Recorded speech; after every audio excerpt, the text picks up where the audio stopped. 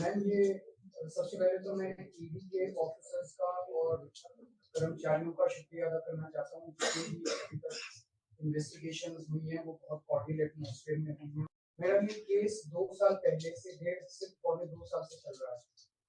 17 अगस्त को 2022 को सीबीआई की पहली केस फाइल हुआ था और 22 अगस्त 2022 को पीसीआर फाइल हुई थी। मुझे गिरफ्तार किया गया है।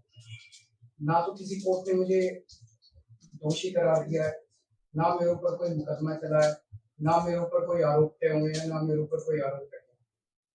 अभी तक इस केस में सीबीआई 31,000 पेज फाइल कर चुकी है कोर्ट में और 294 विटनेसेस को एग्जामिन कर चुकी है।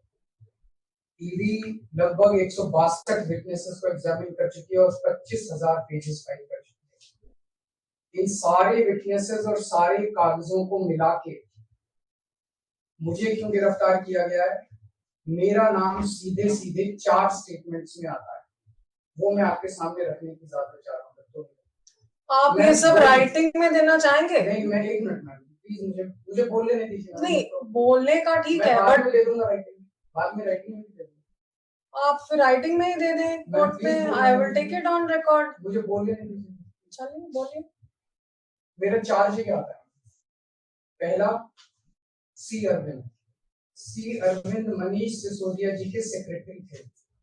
उन्होंने ये कहा है, स्टेटमेंट दिया है कि एक दिन मेरे घर में मेरी मौजूदगी में मनीष सिसोदिया जी ने उनको कुछ एक्साइज के डॉक्यूमेंट्स हैंड ओवर किए। That's it madam.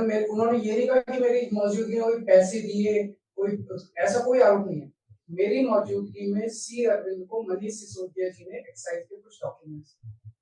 मैडम मेरे घर पे ढेरों एमएलए आते हैं, ढेरों मंत्री आते हैं, ढेरों डिग्निटरीज आते हैं, अपने अपने सेक्रेटरी लेके वो आपस में खुसर भी करते रहते हैं, आपस में डॉक्यूमेंट्स भी एक्सचेंज। मुझे क्या पता कि कौन किसको क्या दे। Is this a sufficient reason to arrest the sitting chief minister?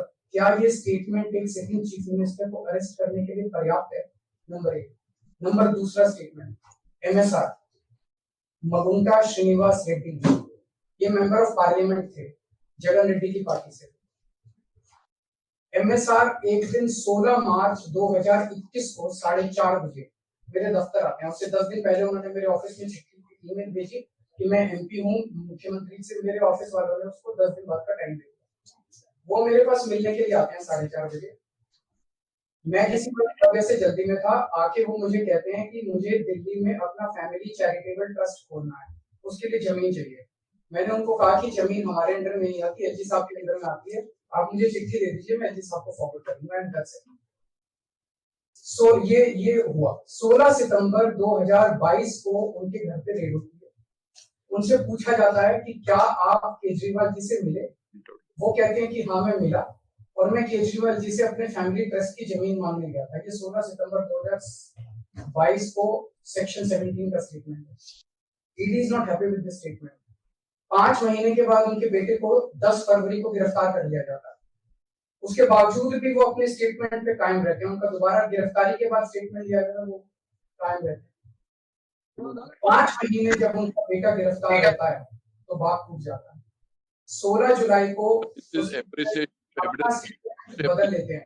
एक मिनट, लेट मी जस्ट आपसे आशीर्वाद चाहता हूं, please allow to the gallery. Since it is a virtual, this thing is playing to the gallery. Please allow me to speak. This court has allowed why you are but the thing is, sir, alright, so many things. I get your point, but the thing is, आपकी submissions मुझे लग रहा है काफी lengthy हैं। नहीं है madam, आप writing में दे दीजिए। Only 5 minutes.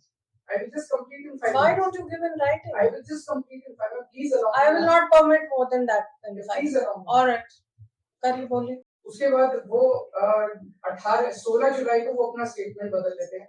18 जुलाई को उनका बेटा छूट जाता है। उसके बाद उनका कोई स्टेटमेंट नहीं होता। That's it. स्टेटमेंट पे स्टेटमेंट हो रहे थे जब तक वो अपना स्टेटमेंट मेरे खिलाफ नहीं दे रहे थे।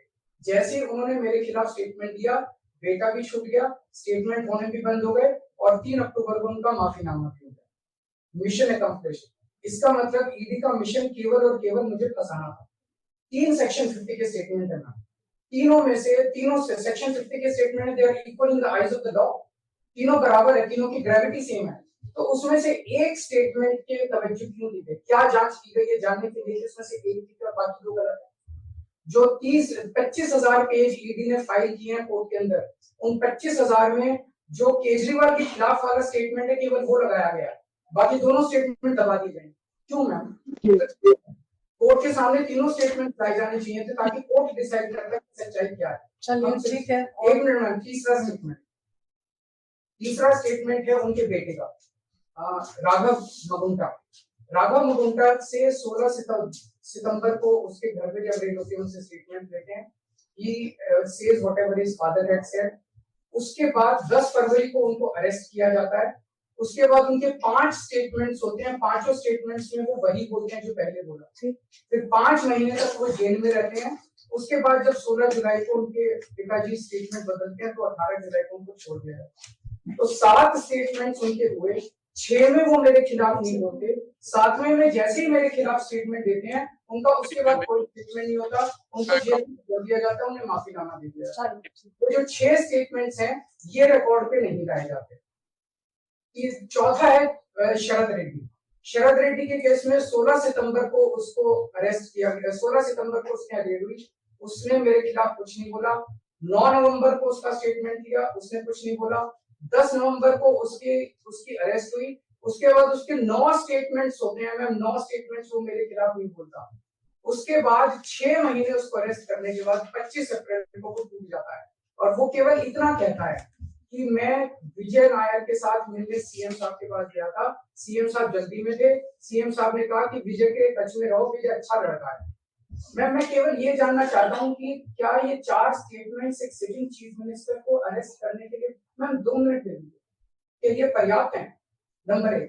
नंबर 2, जो 30,000 पेज फाइल किए गए हैं, ये 30,000 पेज के अलावा 1 लाख पेज ईडी के दफ्तर में जो हमारी बेगुनाही के सबूत है मैम, उनको कोर्ट के सामने नहीं लाया गया।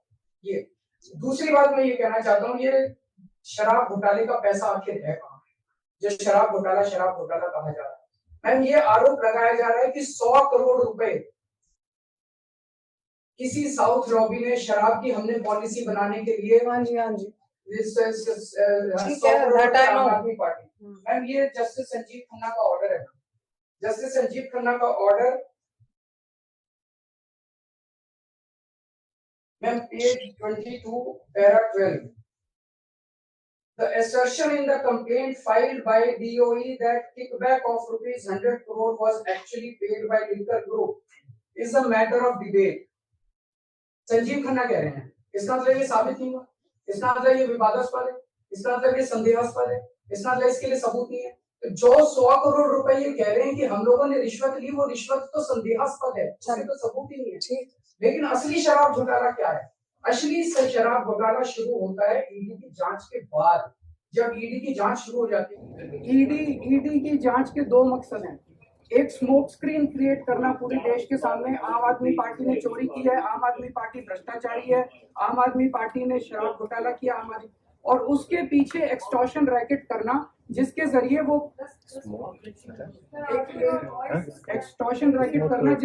वो पैसे इकट्ठे कर रही है। मैं आपको सबूत दे रहा हूँ।